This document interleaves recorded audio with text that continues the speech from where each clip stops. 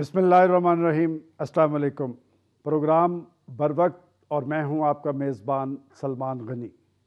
नाज़रीन, पाकिस्तान की दाखिली सियासत में एक नया ट्रेंड देखने में आ रहा है कि इश्यूज़ को नॉन इश्यूज़ और नॉन इश्यूज़ को इश्यूज़ में तब्दील करके पाकिस्तान के असल बहरान से सरफ़े नज़र बरता जाता है, जिसकी वजह से आज पाकिस्तान के अंदर एक बेचैनी, मायूसी और बेयकीनी की कैफियत है। नाज़रीन, जमहूरी मुल्कों और माशरों में जमहूरी हुकूमतें जमहूर के मसाइल के हल में सरगर्म अमल होती हैं। इससे मुल्कों में इस्तेहकाम आता है, लोगों की ज़िंदगियों में इत्मीनान आता है। नाज़रीन, 18 फरवरी 2008 को बनने वाली हुकूमत और नुमाइंदा पार्लियामेंट से अवाम को बहुत सी तौक़ुआत थी, लेकिन बदकिस्मती से हालात बेहतर होने की बजाय बदतर होते गए और आज पाकिस्तान महंगाई, बेरोज़गारी, गुर्बत, बदअमनी, लाकानूनियत की आग में जल रहा है। हाल ही में एक बहुत बड़ा स्कैंडल हज स्कैंडल की सूरत में सामने आया और हुकूमत ने बर वक्त इक़दाम ना किया। अदालत उस्मा ने उसका नोटिस लिया और बाद अज़ां वज़ीर आज़म ने 2 वज़रा को बर्खास्त कर दिया। जमीयत उलमा इस्लाम ने अपने एक वज़ीर की बर्खास्तगी पर हुकूमत से अलहदगी का ऐलान किया और आज जमीयत उलमा इस्लाम की अलहदगी का बुखार पूरी कौम पर सवार कर दिया गया है। नाज़रीन, मज़कूरा सारी सूरत हाल पर बातचीत के लिए हमारे साथ आज की इस नशिस्त में मौजूद हैं जनाब राना मशहूद अहमद ख़ान साहब, पंजाब असम्बली के नौजवान डिप्टी स्पीकर। उनके साथ मौजूद हैं जनाब डॉक्टर फ़रीद अहमद पराचा साहब, deputy secretary general Jamaat Islami Pakistan. उनके साथ मौजूद हैं जनाब चौधरी मंजूर साहब, पीपल्स पार्टी की सेंट्रल एग्जीक्यूटिव के रुकन हैं। नाज़रीन, बातचीत का आगाज़ करेंगे हम राना मशहूद अहमद ख़ान से। राना साहब, नया सियासी मंजरनामा क्या नज़र आ रहा है? और हाल ही में चौधरी परवेज़ इलाही और चौधरी शुजात साहब का ये कहना है कि हम चाहें तो बलूचिस्तान और पंजाब में सियासी तब्दीली हो सकती है। क्या ऐसा होता आप देख रहे हैं? बिस्मिल्लाहिर्रहमानिर्रहीम। सबसे पहली बात तो जो आपने आगाज़ किया है, मैं समझता हूँ कि उसी के अंदर इसका जवाब है कि जब 18 फरवरी 2008 का इलेक्शन हुआ था तो जो चार्टर ऑफ डेमोक्रेसी जिस पर साइन 2 बड़ी जमातों ने किए थे और उसके बाद ऐलान भूरबन, मैं आज भी इस बात पर यकीन रखता हूँ कि अगर उसके ऊपर अमल हो जाता और वो वादे जो अवाम के साथ किए गए थे पूरे कर दिए जाते और अवाम को जाकर अगर ये कहा जाता कि जो सर्कुलर डेट जो पिछले 2 साल से जब 2006 से 2008 तक इस मुल्क पर पड़ा उसका भी हमारे पास कोई हल नहीं है, लेकिन हमने जो वादे अदलिया की बहाली के किए थे, जो वादे करप्शन के ख़िलाफ़ हमने किए थे कि हम एहतसाब करेंगे, हम अपने वादे पूरे कर रहे हैं। फौरी तौर पर अगर पहला काम ये किया जाता और उसके बाद अवाम के पास जाया जाता तो आज ना अमेरिका से कैरी लूगर बिल करना पड़ता, ना अमेरिका को ये जुर्रत होती कि मुशर्रफ दौर में जो ड्रोन अटैक्स शुरू हुए थे वो पाकिस्तान के अंदर जारी रह सकते। और उसके बाद जो दूसरी बात आपने की, मैं समझता हूँ कि आज पाकिस्तान के मसाइल का एक ही हल है कि हम बाहर देखना शुरू कर छोड़ दें और अपने मसाइल का हल अपने इस मुल्क में जो वसाइल की दौलत से माला माल है उसमें देखना शुरू कर दें। और जहाँ तक आपने चौधरी परवेज़ इलाही साहब और चौधरी शुजात साहब की बात की, मेरा ख्याल है जो पिछले 2-2.5 साल गुजरे हैं उनको अब नविश्ता दीवार पढ़ लेना चाहिए। उनके हाथ में अब कुछ नहीं रह गया। वो सियासत का दौर जो 2001 से लेके वो 2008 तक करते रहे हैं वो ख़त्म हो चुका है। अब जो नई सफ़बंदियाँ हो रही हैं, कोई खतरा नहीं पंजाब, अल्लाह के फजल से हमारी हुकूमत को ना तो कोई ख़तरा है, ना ही हम किसी गलत काम का हिस्सा बनेंगे, ना ही हम कोई मावरा आइन काम करेंगे। डॉक्टर साहब, पाकिस्तान का असल बहरान क्या है और ये जो नई सूरत हाल पैदा हुई है, JUI ने के वज़ीर के इस्तीफ़े से उन्हें बर्खास्त किया गया है, तो फिर एक दफ़ा MMA की बहाली की बात की जा रही है। MMA की बहाली का तजर्बा जो है वो आप समझते हैं कि कोई उस पर पेशरफ्त हो सकती है? जी, बिस्मिल्लाहिर्रहमानिर्रहीम। आपने असल सूरत हाल पूछी है, यानी इस मुल्क में ये आइडियल सूरत हाल एक लिहाज से पहली मरतबा हुई थी कि एक कंसेंसस की हुकूमत बनी, कौमी हुकूमत एक तरह से उसे कह सकते हैं, जिसका बार बार मुतालबा किया जाता था। और उसके बाद ऐसे एक वज़ीर आज़म हुए कि जिन पर सब ने एतमाद किया, अपोजिशन भी हर चंद कहें कि है नहीं है, इस तरह की सूरत हाल है मौजूद। इतनी आइडियल सूरत हाल में अगर कोई हुकूमत फेल हो जाए और बुरी तरह फेल और नाकाम हो जाए तो इससे ज्यादा मुल्क की बदकिस्मती क्या होगी। और उसकी वजह जो आपने दरियाफ्त की थी, मैं ये समझता हूँ बहुत सारी वजह होगी। कानून की हुक्मरानी का ना होना, आइन की पासदारी न करना, लेकिन इस सब के ऊपर जो चीज हावी है वो करप्शन है, बदउनवानी, हर कीमत पर लूट मार करना और हर कीमत पर अपने तजोरियों को भरना। जब आदमी इस हालत पे आ जाए तो फिर उसको हर इदारा डराता है, हर इदारा दबाता है, फिर उनकी ना अपनी कोई मर्जी होती है। सब ये काम तो आपकी एमएमए की गवर्नमेंट ने सरहद में भी किया था जिसका आप जिक्र कर रहे हैं, वहां पर भी करप्शन के चर्चे थे उस वक्त। मैं यानी पहले उस पे आ जाऊं जो बात आपने कही थी कि एमएमए के बनने की, और उस पे फिर मैं इस बात का भी जवाब देता हूं। बात यह है कि जी एमएमए या कोई भी दीनी जमातों का एक इत्तेहाद एक लिहाज से तो बहरहाल एक वक्त की ज़रूरत है, तकाजा है, जो आलमी हालात पैदा हो रहे हैं, जिस तरह से ड्रोन हमले और बहुत सारी इशू, तो नामूस रिसालत के मामलात, तो बहरहाल एक तकाजा मौजूद है। लेकिन इसके पीछे तजर्बात भी मौजूद हैं, इसके पीछे कुछ हादसात भी मौजूद हैं, कुछ शिकायत भी मौजूद हैं। और उस नुक्ते नज़र से जब दीनी जमातें इस लिहाज से सोचती हैं तो एक बड़ी रुकावट तो खुद JUI का इख्तिदार के अंदर बैठना था जब हम ड्रोन हमलों के, इसीलिए ये बात हुई ना कि वो निकल आया बाहर, तो इसमें कोई पेशरफ्त हो सकेगी जी? चले, पहला एक मरहला है ना, इसके मुकम्मल होने तक यानी क्या ये इसी तरह रहेगा, इसमें क्या तब्दीलियां आएंगी लोगों को? चौधरी साहब, दोनों मेहमानों ने गेंद आपकी कोर्ट में फेंका है। उन्होंने कहा कि जी चार्टर ऑफ डेमोक्रेसी, उस पर अमल दरामद नहीं हो सका, और डॉक्टर साहब का ये कहना है कि जी करप्शन, कमीशनों का रुझान, इससे लोगों में अदम इत्मीनान। क्या कहेंगे आप इस पर? एक तो शुक्रिया आपका, और दूसरा ये दोनों जमातों का बड़ा कमाल है कि हमेशा गेंद दूसरे की कोर्ट में फेंक के तो खुद मैच देखना शुरू कर देती हैं। पहली बात यह है कि ये जो आज सूरत हाल पैदा हुई है इसकी बुनियादें 2008 के इलेक्शन में हैं कि सवाए सिंध के किसी जगह किसी पार्टी को कोई वाज़ेह मेजॉरिटी नहीं मिली। एक बड़ा सिंपल सा है, पीपल्स पार्टी को वहाँ पे मेजॉरिटी थी, पंजाब को में नवाज लीग को कोई वाज़ेह मेजॉरिटी नहीं थी, खैबर पख्तूनख्वा में उनके पास कोई वाज़ेह मेजॉरिटी नहीं थी, पीपल्स पार्टी के पास वहाँ पे ज़्यादा सीटें थी, बलूचिस्तान के अंदर भी किसी जमात को कोई वाज़ेह मेजॉरिटी नहीं थी, और मरकज़ में पीपल्स पार्टी को मैं उसी तरफ आ रहा हूँ कि पहली बात है कि किसी पार्टी के पास कोई वाज़ेह मेजॉरिटी नहीं थी। जो एक सेटलमेंट की गई, हम जिसको मुख्तलिफ लोग अलाइंसेस को, कोई अलाइंसेस की पॉलिटिक्स कहता है, कोई इसको मुफाहमत की पॉलिटिक्स कहता है, कोई कुछ रिकन्सिलिएशन की पॉलिटिक्स कहता है, कोई कुछ कहता है। बेसिकली ये कॉम्प्रोमाइज़ेस होते हैं जो हमेशा इस किस्म की सूरत हाल में किए जाते हैं, और जब आप कॉम्प्रोमाइज़ेस करते हैं तो आप अपनी पोजीशनों को छोड़ते हैं या छोड़ना पड़ता है दूसरी पोजीशन। अब देखिए PMLN है, अगर पंजाब में है तो पंजाब में उनकी गवर्नमेंट इस वक्त इसलिए खड़ी है कि उन्होंने चार्टर ऑफ डेमोक्रेसी के खिलाफ जाकर एक जमात को तोड़ा, जो कि Pakistan Peoples Party Charter of Democracy में लिखा है कि हम किसी जमात के अंदर कोई फॉरवर्ड ब्लॉक कभी नहीं बनाया। किया जी, हमने मौका फराम नहीं किया था, हमने तो इनको चांस दिया कि ये आज़ाद उम्मीदवार शामिल करें अनाउंस करके। अगर हम ये अनाउंस करते कि पीपल्स पार्टी गवर्नमेंट बनाती तो आज़ाद लोग हमारे अंदर शामिल छोड़ रहे हैं, ये बताएं। मैं उस तरफ ही आ रहा हूं, मैं उस तरफ आपके इत्तेहादी क्यों छोड़ रहे हैं? देखिए ये इश्यूज होते हैं इत्तेहादियों के साथ, पॉलिटिक्स हर वक्त आप इत्तेहादियों के सारे मुतालबात पूरे नहीं कर सकते होते, बहुत सारे इश्यूज ऐसे होते हैं। मतलब अगर इसी इशू को ले लें तो प्राइम मिनिस्टर साहब अगर खुद 3 दफा एक मिनिस्टर को फोन करके मना कर रहे हैं कि आप ये ना करें, जो इशू है उसको हमें देखने दें, सेटल डाउन होने दें, तो फिर अगर मिनिस्टर मना नहीं होता, मुल्क से बाहर जाकर भी किसी दूसरे मुल्क से फोन करके अगर कह रहे हैं, तो फिर प्राइम मिनिस्टर निकालने के बाद भी 3 दफा फोन किया उस लीडरशिप को, उस वजीर को निकालने के बाद भी फजलुर रहमान साहब को फोन किया। एक असूली बात पे अगर ये बात, प्राइम मिनिस्टर ने कतई तौर पर, ना प्रेसिडेंट ने ना प्राइम मिनिस्टर ने कतई तौर पर कोई फोन नहीं किया।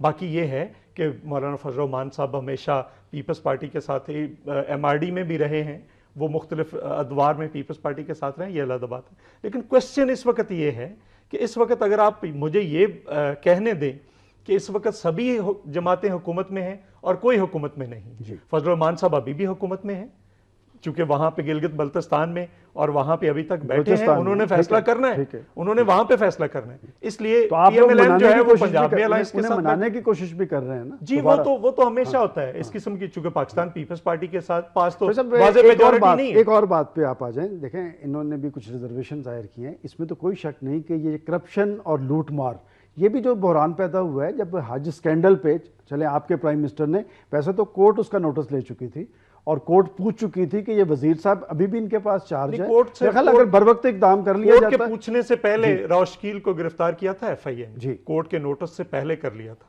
काफी दिन के बाद, हज से पहले ही उनको वापस बुलाकर गिरफ्तार बाकायदा करके केस रजिस्टर कर लिया गया था। जहां तक ये है करप्शन की बात है, एक पॉइंट और आपने राव शकील का चूंकि नाम ले दिया कि ऐसी इंफॉर्मेशन भी थी कि 3.5 अरब रुपए की करप्शन में वो शख्स मुब्तला था और ECL पे उसका नाम था, उसे लगाया किसने? ये होंगे, ये चीजें होती हैं। मसलन यहाँ पे भी बहुत सारी बैड चॉइसेस हैं, अगर मुझे पंजाब में आप कहने दें, किसी दूसरे सूबे में कहने दें, ये बैड चॉइसेस होती हैं। लोग रास्ते निकालते हैं जब हुकूमतें होती हैं तो लोग पहुंचते हैं, लेकिन क्वेश्चन ये है कि ये इश्यूज जो आज उठे हैं, पराचा साहब को याद होगा ये इजाजुल हक के खिलाफ भी उठे थे असेंबली पे ऑन रिकॉर्ड, लेकिन इस बड़े पैमाने पे नहीं था जिसमें सारे हाजी जो मुतासर हुए। उस वक्त शायद मीडिया ने एक छोटी सी हमें ब्रेक लेनी है साहब, मुझे जी आप कर लें, मीडिया ने भी नहीं उठाया था और शायद 100 मोटो नोटिस, उस वक्त चौधरी इफ्तिखार साहब भी चीफ जस्टिस, एक छोटी सी उन्होंने 100 मोटो नोटिस भी नहीं लिया। नाज़रीन यहाँ लेते हम एक ब्रेक, हमारे साथ रहिएगा।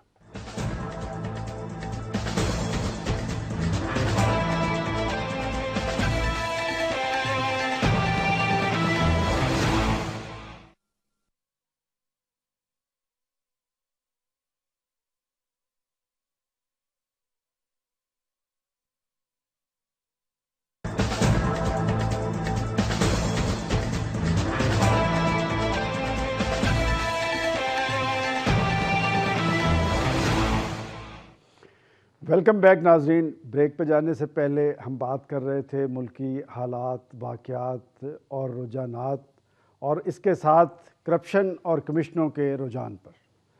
राना साहब, पंजाब में गवर्नेंस का दावा, लोग समझते थे कि शहबाज शरीफ साहब और गवर्नेंस आपस में मशरूत है, थाना कल्चर तब्दील होगा, लोगों को अदलो इंसाफ मिलेगा। सूरत हाल यहाँ पर भी वही है और हाल ही में आपके एक वज़ीर ने एक स्कैंडल सोशल सिक्योरिटी में एक एंजियोग्राफी मशीन का था, वो भी दबता हुआ नज़र आ रहा है, इस पे क्या? देखें, पहली बात तो ये है कि हमें इस फोरम पे बैठ के ब्यूरोक्रेट्स को बिल्कुल प्रोटेक्ट नहीं करना चाहिए। इवन हमें वो लोग जो करप्शन करते हैं उनको प्रोटेक्ट नहीं करना चाहिए, चाहे वो सियासतदान क्यों ना हो, क्योंकि आज पाकिस्तान का जो हाल यहाँ तक पहुँचा है ये इसी वजह से पहुँचा है कि हम हकायक पर आंखें बंद कर लेते हैं। आज हमें ज़रूरत इस अमर की है कि जहाँ पर करप्शन है, मुझे चौधरी साहब मेरे भाई हैं, हमारा एक बड़ा पुराना ताल्लुक है, लेकिन मुझे अफसोस हुआ है कि वो एक ऐसी बात को डिफेंड कर रहे हैं जो डिफेंड नहीं करनी चाहिए। आज खुलकर ये बात करनी चाहिए। मेरी साहब मैंने डिफेंड नहीं किया, अपनी बारी पे बात कर लीजिएगा ना। वो जो DG हज फेयर्स की बात हुई, आप जरा पीछे जाएं, वो देखें, वो उस वक्त गिरफ्तारी अमल में आई जब सऊदी हुकूमत ने बाकायदा लेटर लिखा, जब एक कौमी असेंबली के अंदर एक कमीशन बना, एक कमेटी बनी जिसने जाकर वहां पर सारी प्रोब इन किया और उसने आके जब अपनी रिपोर्ट यहाँ पर सबमिट की और वो उस वक्त ही अगर एक्शन ले लिया जाता तो आज ये हालात, फिर हम काफ़ी चीज़ों से बच सकते थे। इसी तरह पंजाब के अंदर मैं आपको ये दावे से कहता हूँ, ये ब्यूरोक्रेसी वो ब्यूरोक्रेसी है, मैं ऑन रिकॉर्ड कहना चाहता हूँ कि जिसने 8 साल आमरीत के अंदर बैठकर परवरिश पाई है।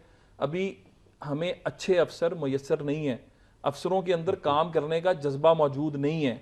आज मैं ये समझता हूँ अपने ज़ाती एक्सपीरियंस से कि अफसरशाही उस तरह काम नहीं करना चाहती जिस तरह हम उससे काम लेना चाहते हैं।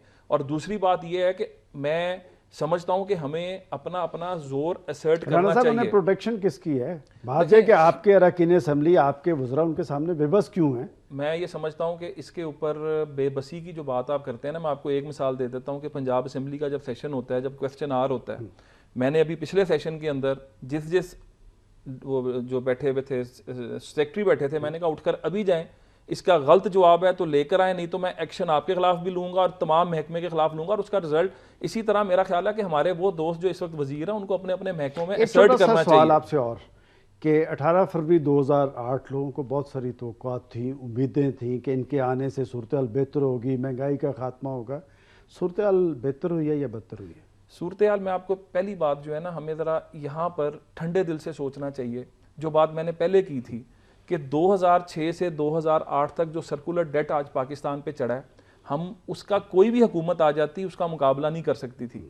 खामी कहाँ पर है, कमी कहाँ पर है कि हमने वो एतमाद जिसके तहत अवाम निकल कर आई थी, हमने उस एतमाद को ठेस पहुंचा दी। हमने वो वादे जो अवाम से किए थे वो वादे पूरे नहीं किए। आज होना ये चाहिए था कि हुक्मरानों को मिसाल बनना चाहिए था कि अगर आज अवाम भूख से मर रही है तो उनको मिसाल बनना चाहिए था। उनकी याशियां उसी तरह जा रही है सारी। यही तो अफसोस की बात है।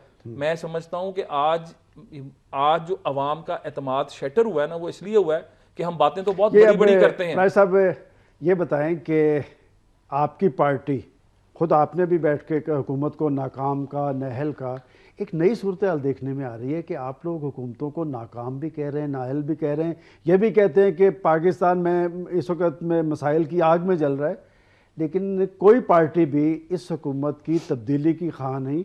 आप कहते हैं कि ये अपनी मुद्दत पूरी करें, इसका क्या जवाब है? लेकिन इससे ज़्यादा फिर आइडियल क्या सूरत हाल होगी कि अगर कोई ये भी नहीं कह रहा कि ये हुकूमत तब्दील हो, इनको पूरा मौका देना चाहते हैं, ये मजलूम ना बने, ये शहीद ना बने, ये फिर अवाम को धोखा देने के लिए ना आए, ये फिर ना कहें कि हमें तो मौका ही नहीं दिया गया। हम कहते हैं ले मौका पूरा, लेकिन कम अज़ कम कोई इस मुल्क के अवाम का, गरीब अवाम का तो आप ख्याल रखें।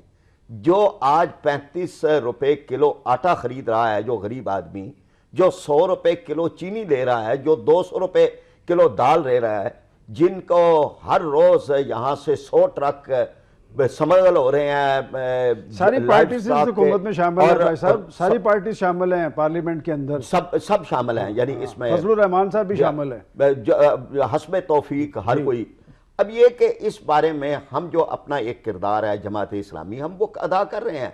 हम कहते हैं हुकूमत तब्दील करने के लिए न सही, 2 साल इन्हें और मिलने चाहिए। आपका ये मौक़िफ़ है कि इन्हें 2 साल मजीद मिलने चाहिए। अवाम की आवाज तो कहीं उठे, पार्लियामेंट इतनी बेबस ना हो जाए। यहाँ पर ड्रोन हमले होते हैं, मुतफिका करारदाद मौजूद है, एक शिक के ऊपर भी पार्लियामेंट अमल नहीं करा सकी। हमारे भाई मंजूर साहब इन्होंने इसका जिक्र किया कि ठीक है, कौमी असम्बली के अंदर मैं ही ये आवाज उठाता रहा था और इनके और भी दोस्त थे, लेकिन सवाल ये है कि ये राव शकील का नाम तो कहीं शामिल ही नहीं था। इस्टेब्लिशमेंट से जो लिस्ट आई थी 8 अफराद की, उसमें तो राव शकील का नाम नहीं था और उसकी सारी वजूहात किसी को कुर्बानी का बकरा तो बनाना होता है। नहीं, मसला ये है ना कि जिन चीजों में अगर नाम आता है वजीर आजम साहब के अपने बेटे का, मैं यानी ये बात एक टीवी चैनल पे उस वक्त मैंने कही थी कि जब अभी इसका कोई नामो निशान नहीं था और वजीर साहब यही मौजूद थे गुफ्तगू के अंदर, तो मैंने ये बात कही थी कि जब आज ये बात कही जा रही है कि 3,300 रुपए पे ये रियाल पे ये ली जा रही हैं रिहाइशें, जो 1200-1500 रियाल से ज्यादा की नहीं है। बाद में फरोग आफ्ताब जैदी जैसे दयानतदार अफसर गए तो 1500 रियाल पे वो ली गई। यानी खुद ये एविडेंस, इससे ज्यादा और क्या एविडेंस है। और मैंने ये कहा था कि लोगों में ये बात है, मतलब बर वक्त आपके ख्याल में इसका नोटिस नहीं लिया गया, बर वक्त नोटिस बावजूद नहीं लिया गया। यानी एक है ना कि नहीं लिया गया, एक बावजूद नहीं लिया गया। जब ये बात थी कि जी आप तो मेरे ख्याल बागबान तक जा रहे हैं जी, आप तो बहुत ऊपर जा रहे हैं। जब ये हकाइक हैं, चले हम कहते हैं हकाइक नहीं है, इल्जामात हैं, कहीं तो ये साफ होने चाहिए। आप हामिद सईद काज़मी तो सूरत हाल ही बदल गई, अब वो स्कैंडल तो पीछे रह गया। अब तो ये असल मैं इसीलिए कह रहा था कि नॉन इश्यूज को इश्यूज, असल गिला यही होता है कि वो चीजें रह जाती हैं। पीपल्स पार्टी की सियासत हमेशा लोगों के साथ मशरूत रही है, रोटी कपड़ा और मकान, और आपका शुमार पार्टी के उन लोगों में से है जो वर्किंग क्लास से तल्लुक़ रखते हैं, जो आवाम की बात करते हैं और जो वाक़ईतन पीपल्स पार्टी हैं। सर क्या डाला अपने लोगों की झोली में? लोग तो खुदकुशियों और खुदसोजियों पे मजबूर है, और वो बता रहे थे कि आटा कितने का है, चीनी कितने की है, और जो सूरत हाल बनी हुई है, क्या आप अपनी हुकूमत की कारकर्दगी से चॉइस साहब मुतमिन है? देखिए, पहली बात यह है कि मैं 2 चीज़ें बुनियाद में, एक तो मैं हुकूमत में नहीं हूँ, पार्टी में ज़रूर हूँ, मैं अपने पार्टी का नुक्ता नज़र ज़रूर सामने रखता हूँ। पार्टी का मैं हुकूमत का इसलिए बहुत ज़्यादा मोतरफ नहीं हूँ। एक तो पहली बात यह है कि ये मैं इसको पीपल्स पार्टी की हुकूमत नहीं समझता, एक अलाइंसेस की हुकूमत है। सेकेंड, मैं ये समझता हूँ कि जहाँ तक ये ताल्लुक़ है, मैं अभी यूनान गया था, एक ट्रेड यूनियन की मीटिंग थी वहाँ पे, तो वहाँ पे जब रिपोर्ट्स आ रही थी, यूनान के अंदर 35% पेंशन में कट, 20% तनख्वाहों में कट, फ्रांस में पेंशन्स में कट, जो एडवांस कंट्रीज हैं सारे। जब मैंने वहाँ पे रिपोर्ट दी तो पिछले 2.5 सालों के अंदर 15% एक बार, 20% एक बार, 50% अभी जिस पे PMLN ने कहा बाकायदा ऑन द रिकॉर्ड कि हमें किस मुसीबत में डाल दिया। आपको करूंगा चूंकि आप दुरुस्त बात कर रहे हैं, लेकिन मेरी गुजारिश तो सुन लेना। असल मसला तो ये बन गया कि लोग बेचारे मर रहे हैं, याशियों का सिलसिला चल रहा है। मेरी गुजारिश तो सुन लेना। एक 100% कंपाउंड इफेक्ट है ये तनख्वाहों में इजाफा। ये शायद इस वक्त पूरे खित्ते में कहीं नहीं है। ये पीपल्स पार्टी पे एक दबाव है जो हमारे जैसे लोगों ने दबाव बनाए रखा है, और हम बनाए रखेंगे कि उन लोगों का जिनका नाम पीपल्स पार्टी लेती है उनकी झोली में कुछ डालें। आपने कहा था उनकी झोली में कुछ डाला है। 100% पाकिस्तान की हिस्ट्री में इससे पहले तनख्वाहों में कभी इतना इजाफा नहीं हुआ। 4400 से उठाकर 7000 मिनिमम वेज जो कि सूबे ने इंप्लीमेंट कर। महंगाई किस शरह से इजाफा हुआ? महंगाई में किस शरह से इजाफा हुआ? शायद इसी शरह से हो। हम तो कह रहे हैं कि शायद महंगाई में अगर इससे ज्यादा इजाफा हुआ है तो मैं तो उन लोगों में से हूं जो ये कहते हैं कि उस शरह से आप उसको फिक्स कर दें। सारी सूबाई हुकूमतें भी और सारी सेंटर की गवर्नमेंट उसको मशरूत कर दे उसके साथ। अगर महंगाई उस कदर किसी से पूछने की जरूरत ना हो, किसी से इजाजत लेने की जरूरत ना हो। दूसरी बात यह है कि मैं एक मैकेनिज्म की भी बात करना चाहता हूं। मुझे ये बताएं, मैं आज ही जिस एरिया में अभी मैं लेट भी हुआ, मैंने आपसे माजरत भी की, वो सारा हमारा आलू का एरिया, आपका भी है। जी ठीक है। मुझे वहां पे लोगों ने बताया जी 1400 से 1600 रुपए 120 किलो की बोरी जा रही है जी। अब 12 रुपए किलो पड़ता है। मुझे इस मार्केट में 30-35 रुपए किलो कौन बेच रहा है? क्यों बिक रहा है? बिल्कुल ठीक है। जिम्मेदार को क्या मिल रहा है जो प्रोड्यूस कर रहा है? वो तो जलीलो ख्वार हो रहा है। पूछेंगे ना महंगाई कंट्रोल करना। मैं सिर्फ ये कह रहा हूं कि वो तो जलीलो ख्वार हो रहा है। दूसरी बात यह है कि पीपल्स पार्टी का जहां पे मेन नेटवर्क है वो एग्रीकल्चर सेक्टर है। इस वक्त आपकी इकोनॉमी को एग्रीकल्चर सेक्टर बचा रहा है, वरना तो अगर अमेरिका जैसा मुल्क उठ गया है, सिर्फ करप्शन, क्या अमेरिका में सिर्फ करप्शन का इशू है? जापान में करप्शन का इशू है? फ्रांस में करप्शन का इशू है? आप जो ग्लोबल क्राइसिस है उसमें देखें जरा। मैं ये नहीं कि मैं इनकी करप्शन को, मैं तो कहता हूं कि उड़ा दें, जो ब्यूरोक्रेट जाता है उसको उड़ाएं, आपके सामने कटहरे में लेकर आए। आपके दोनों जवाब आ गए। अब हमें एक छोटी सी ब्रेक लेनी है जी। नाज़रीन, यहाँ लेते हैं एक छोटा सा वक्फा, हमारे साथ रहिएगा।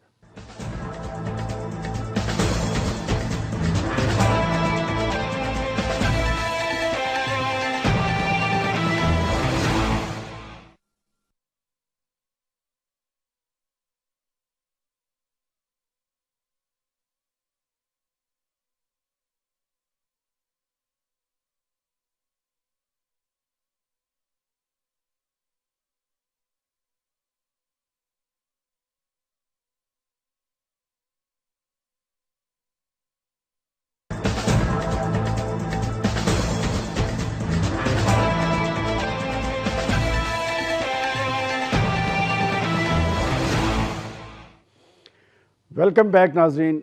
ब्रेक पे जाने से पहले चौधरी मंजूर महंगाई की वजूहात का जिक्र कर रहे थे। जी मैं सिर्फ ये कहना चाहता हूं कि हमारा अलमिया इस वक्त ये है कि कोई बंदा इस सिस्टम के बाहर सोचने के लिए तैयार नहीं है।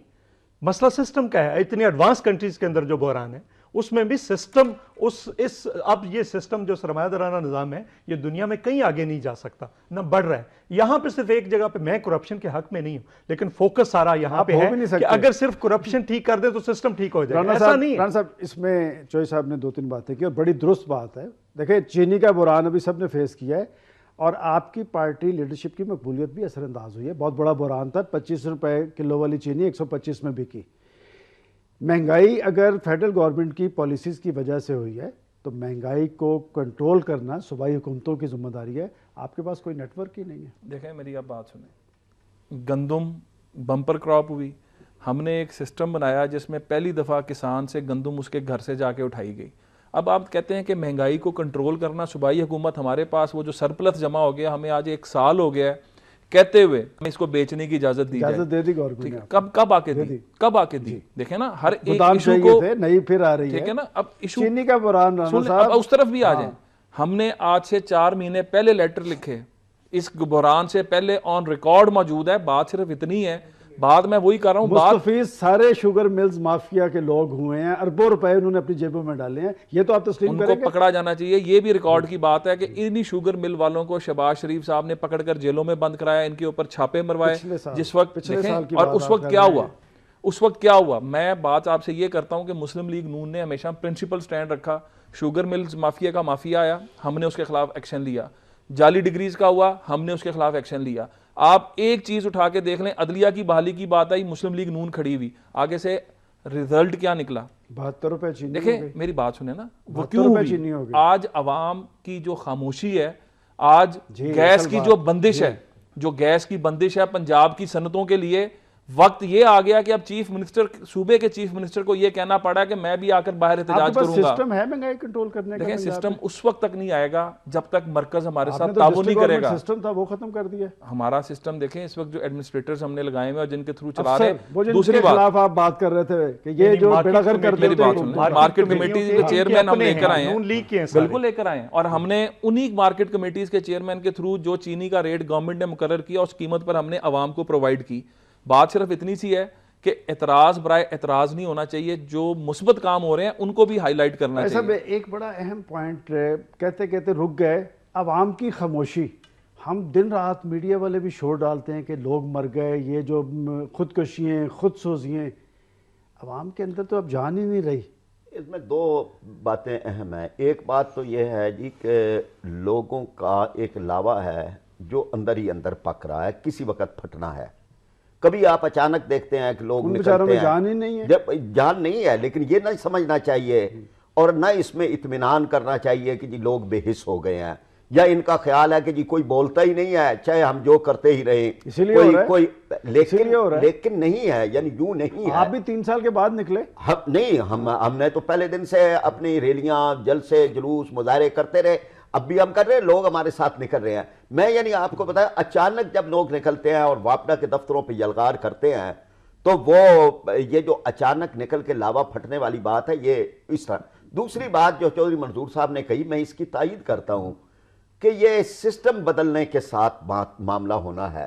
बात तो इन्होंने फिर वही पैच वर्क की कर दी ना कि हमने तनख्वाहें बढ़ा दी हैं। अव्वल तो कितनी तनख्वाहें बढ़ाई हैं, यानी वो ये 4400 कह रहे थे, 6000 थी, जिसे इन्होंने 7000 किया है। और उसके बाद तनख्वाहें बढ़ाना कोई हल नहीं है, ये पैच वर्क है, इसके साथ कोई तब्दीली नहीं होनी।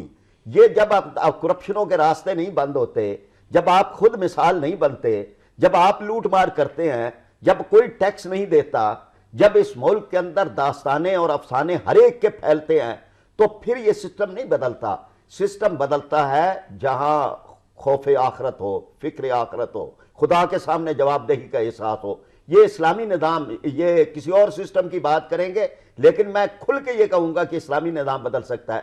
जमात इस्लामी ने भी इस मुल्क में सियासत की है, अल्लाह का फजल करम है कि 150 आदमी हमारे असेंबलियों में रहे हैं और मुख्तलिफ औकात में। एक बात मैं आपको इंटरप्ट कर रहा हूं, देखें आपसे भी लोगों ने बड़ी सारी तौक़्क़ात, एक सूबे की पूरी हुकूमत आपके पास थी, और फिर मैं आप लोगों की रिजर्वेशन जानता हूं। इसका भी जवाब देता हूं, इसका भी लेकिन मैं पहले, यानी यह है ना कि पहले जमात इस्लामी की मैं बात करूं, जितनी लिस्टें आई हैं, यानी एनआरओ की आई है, विकी लीक्स की आई है, यहां प्लाट लेने वालों की आई है, कर्जे लेने वालों की आई है, कर्जे माफ कराने वालों की आई है, अल्हम्दुलिल्लाह किसी एक आदमी का भी नाम नहीं है। कराची में हमें मौका मिला, अब मुझे जरा चौधरी साहब से पूछ लेने दें। मैं सूबा सरहद का जवाब दे लूं ना। सूबा सरहद के अंदर जमात इस्लामी एक कोलेशन में शामिल थी, 6 हमारे करप्शन हो रही थी ना, वहां पर बड़े बड़े स्कैंडल आ रहे थे। नहीं बड़े कोई ऐसे आए, यानी बहुत कम है ये। मैं कम के हक में नहीं हूं, मैं ये तकाबल नहीं करता कि कम होना चाहिए, नहीं होनी चाहिए, लेकिन अगर आप तकाबल करेंगे तो वो बहरहाल इससे और मादी की तमाम चौधरी मंजूर साहब, जिन्हें मैं जानता हूँ, बड़े इनकलाबी लीडर हैं। ये जो विकी लीक्स के इंकशाफात आए, ये हमारे सारे हुक्मरान और सियासतदान उन्हीं के सिग्नल्स पे ही चलते रहे। नहीं तो ये मसला क्या है? नहीं तो ये पीपल्स पार्टी तो जिंदा जमात है, आपके लीडर ने तो कुर्बानी दे दी थी। देखिए पीपल्स पार्टी का प्रॉब्लम इस वक्त, मैंने तो पहले कहा कि पीपल्स पार्टी ने कॉम्प्रोमाइजेस किए। अगर पीपल्स पार्टी कॉम्प्रोमाइजेस ना करे, जो कि जुल्फकार अली भुट्टो शहीद की ओरिजिनल फिलॉसफी थी, कैसे हम अमेरिका की उसमें से निकल सकते हैं? हम कैसे निकल सकते हैं? भुट्टो को आपको पता है किसने मारा था, हमें पता है को किसने रास्ते से हटाया, ये भी आपको पता है। हमें पता है। हम तो कहते हैं, हम तो अमेरिकी साम्राज्य को, देखिए हम तो अमेरिकी साम्राज्य को, आज अगर विकीलीक्स का अलमिया यह है कि विकीलीक्स कुछ थोड़े अरसे की हैं। अभी पराचा साहब कह रहे थे अगर 1977 के बाद की विकीलीक्स वो होती तो फिर इस मुल्क की सारी कहानियां, फिर इस मुल्क की सारी कहानियां।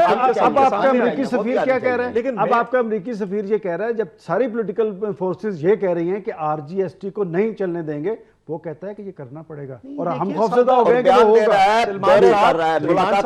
मैं जो कहना चाह रहा हूं कि इस मुल्क का सरमायादार का जो बेसिक कैरेक्टर बनता है वो एक चोर सरमायादार का बनता है। वो टैक्स चोरी करता है, वो बिजली चोरी करता है, वो गैस चोरी करता है, अदरवाइज तो वो मुनाफा कमा नहीं सकता। टैक्स नहीं देता। यस यस, उसको भी टैक्स करें।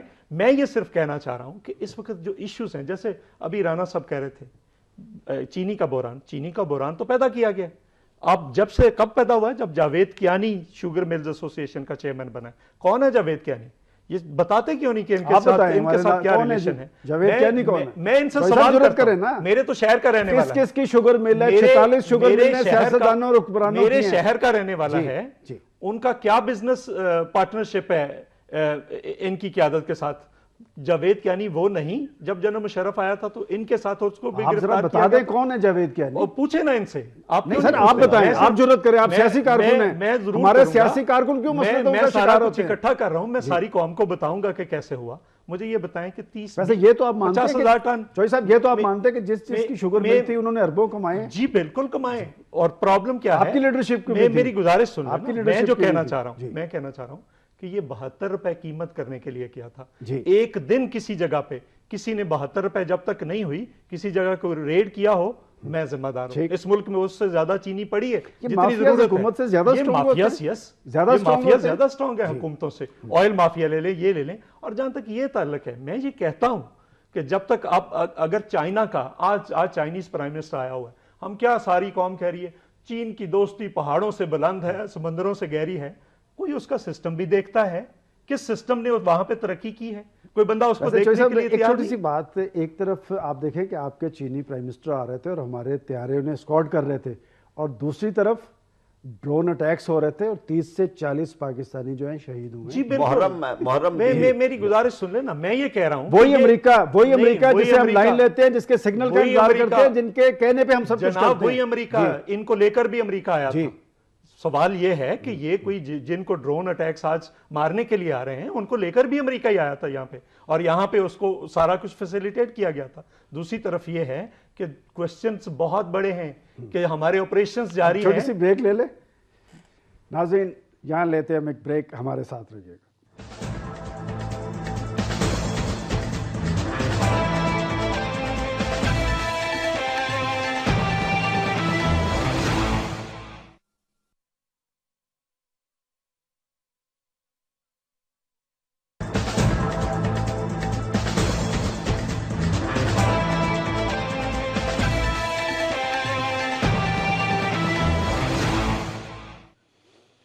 वेलकम बैक नाजरीन। ब्रेक पे जाने से पहले ये सवाल डिस्कस कर रहे थे हम कि क्या हमें अमेरिकी चुंगल से निजात मिल सकती है। राणा साहब, जब वो विकी लीक्स के इंकशाफात आए तो मियां नवाज शरीफ को भी ख़तरनाक करार दिया गया, और वो ख़तरनाक क्यों थे कि उन्होंने ये क्रेडिट तो उनसे कोई नहीं छीन सकता कि उन्होंने अमेरिकन क़यादत के कहने के बावजूद एटमी धमाके किए।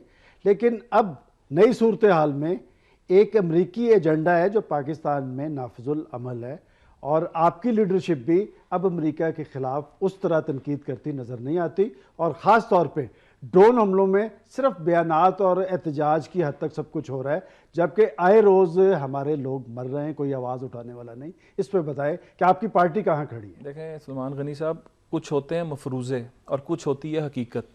हकीकत आज ये है कि एक प्राइम मिनिस्टर जो 2 दफ़ा इस मुल्क का प्राइम मिनिस्टर रहा, उसके बारे में विकी लीक्स के अंदर जो कुछ छपा, आज आपने कहा कि हम अमेरिका के तसल्लुत से हम निजात हासिल कर सकते हैं या नहीं कर सकते, तो उसका अमली सबूत आपके सामने है कि जिस तरह क्लिंटन ने फ़ोन किए और जिस तरह एटमी धमाके किए गए, इस तरह बाकी स्टेट इशूज़ के ऊपर जिस तरह मियां नवाज शरीफ साहब का स्टैंड रहा है। तो मैं समझता हूं कि आज कौम को इस बात को भी देखना चाहिए कि हमारे अंदर एक ऐसा लीडर मौजूद है जिसके अंदर इनकार बिल्कुल मिल सकती है। या आपको ये भी याद रखना चाहिए कि हमारी लीडरशिप थी जिसने नारा लगाया था कि कशकोल तोड़ दो। हम आज भी इस बात पर खड़े हैं। अफसोस सिर्फ इस बात का है कि हमें हौसला करना पड़ेगा, हमें खुद एहतसाबी करनी पड़ेगी, और वो एहतसाब बिल जो आज 3.25 साल से कौमी असम्बली के अंदर दफन हुआ है, उसको मंजूर करके उसको नाफिज करना पड़ेगा। इसके साथ साथ मैं ये भी कहना चाहता हूँ कि आज हमें एक और काम करने की भी ज़रूरत है। आज अगर हम अपने अंदर ये फैसला कर लें कि हमें इज्जत मिलती है, जब वोट लेना होता है तो हम अवाम के पास जाते हैं, लेकिन जब इक़्तिदार लेना होता है तो हम उठकर अमेरिका की तरफ दौड़ते हैं। आज हमें इस तरह की लीडरशिप का भी एहतसाब करना है। आज पाकिस्तान की कौम को यह फैसला करना है कि वो लीडरशिप जिसने इस मुल्क के लिए हमेशा स्टैंड लिया है, वो लीडरशिप जिसने इस मुल्क के लिए कुर्बानी दी। और तीसरी बात, यहां पर बात हो रही थी फलाना माफिया, मैं सिर्फ आपसे ये बात करना चाहता हूं कि हमें जो बात करनी चाहिए जिम्मेदारी के साथ करनी चाहिए एंड फैक्ट्स एंड फिगर्स के साथ करनी चाहिए। हमें आज ये फख्र हासिल है कि हमने इलेक्शन से पहले जो कौम से वादा किया था उस वादे पर खड़े हैं। राजा साहब, राना साहब की मेरा ख्याल सारी इन बातों से तो आपको इत्तेफाक होगा। एक बहुत बड़ा मसला ये अमरीकी तसल्लुत का है, अमरीकी सिग्नल्स आते हैं, आपके सियासतदान हुक्मरान सब सेंटर कर जाते हैं। आपके पास क्या प्रोग्राम है कि सवाए रिलीज से हम अमरीकी तसल्लुत से निजात हासिल कर सकते हैं? ये बात कि जी जो कुछ ये साल गुजरे हैं 2008 के इलेक्शन के बाद से, तो अमली तौर पर यह बात मैं पता चल रही है कि पार्लियामेंट और उसमें शामिल जमातें, जिनमें राणा साहब की जमात भी शामिल है, उन्होंने ड्रोन अटैक्स रोकने के लिए कोई अमली इकदामात नहीं किए। और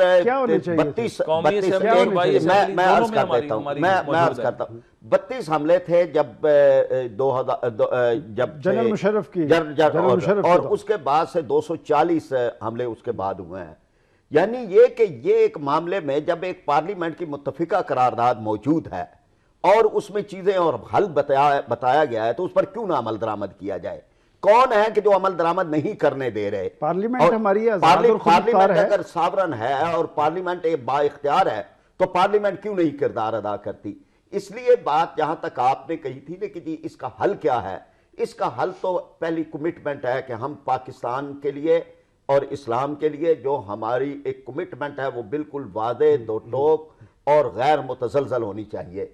फिर इसके बाद हम अपने खुद फैसले करें, और इस फैसले करने के लिए ये जरूरी है कि खुद इन्हिसारी का रास्ता ही खुददारी का रास्ता होता है, वो अपनाएं। जमात इस्लामी ये कर सकती है, हमें मौका मिलेगा। जो बात उन्होंने पार्लियामेंट की है कि क्या हमारी पार्लियामेंट फैसलों के हवाले से आज़ाद और खुद मुख्तार है, और नंबर 2 ये जो ड्रोन हमलों की बात कर रहे हैं, इसमें तो कोई शक नहीं कि आपकी हुकूमत बनने के बाद ड्रोन हमलों का सिलसिला तेज हुआ है। पहली तो बात यह है कि मेरा ख्याल है, अभी पराज साहब बात कर रहे थे, तो इनको तो अभी कुफारा अदा करना चाहिए। ये जो तसल्लुत पाकिस्तान पे अमरीकी साम्राज्य का है, उसमें सबसे ज्यादा अगर हाथ है तो हमारे दोस्तों की ये जो जमात है, तो उनका हाथ है। दूसरी बात यह है कि इन्होंने भी अभी एहसन इकबाल साहब को वहां पे स्टेट डिपार्टमेंट के साथ मुज़ाकरात करने भेजा था। बेशक अलहदा बात है कि वो उस तरह से वो कामयाब नहीं हो पाए। पार्लियामेंट आजाद और खुद मुख्तार है, रेजोल्यूशन मौजूद है, उस पे अमल दरामद कौन नहीं होने देता? कौन सी आजादी है? पार्लियामेंट कोई आजाद पार्लियामेंट नहीं है।